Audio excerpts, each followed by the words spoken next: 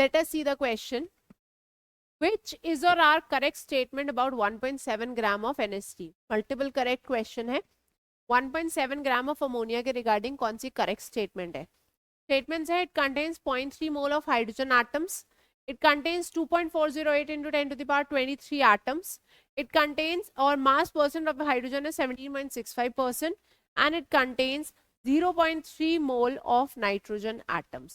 तो हम पहले देख लेते हैं कॉन्सेप्ट क्या यूज हो रहा है children. This is a question based on the mole concept. Mole concept पे बेस्ड ये क्वेश्चन है. अब सबसे पहले हम यहाँ से कैलकुलेट कर लेते हैं number of moles of ammonia. So we know number of moles is mass upon molar mass. Mass is given to us as 1.7 gram and ammonia का molar mass हमें पता है 17 gram per mole. मतलब हमारे पास 0.1 mole of NH3 है. अब इस 0.1 mole में क्या क्या present होगा? In this we will be having 0.1 mole of N atoms.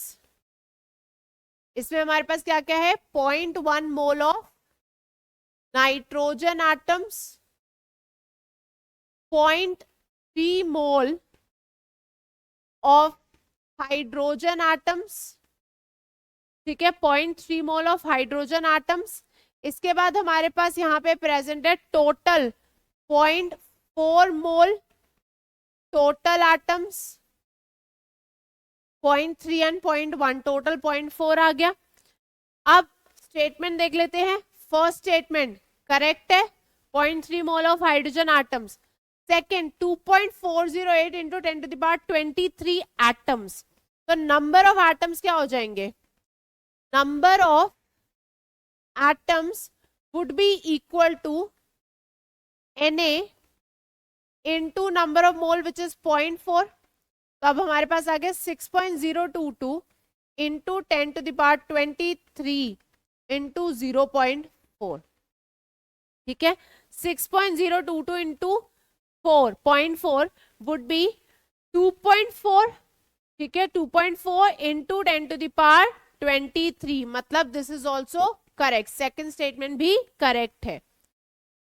D incorrect है, 0.3 नहीं 0.1 मोल नाइट्रोजन है, तो this is incorrect.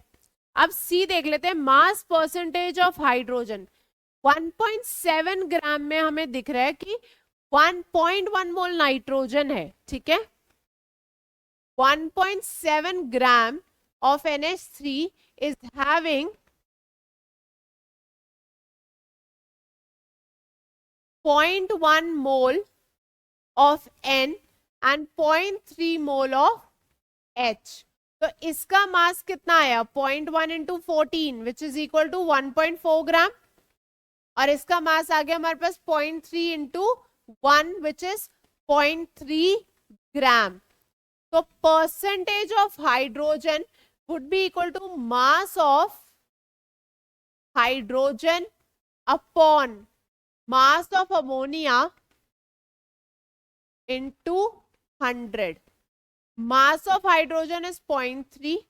Mass of ammonia is 1.7 into 100.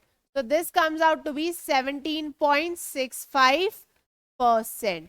हमारा जो third option है that is also correct. So we conclude that out of the given statements, statements A, B and C are all correct. तो हमारा answer हो गया option A, option B और option C. ये तीनों स्टेटमेंट्स करेक्ट हैं.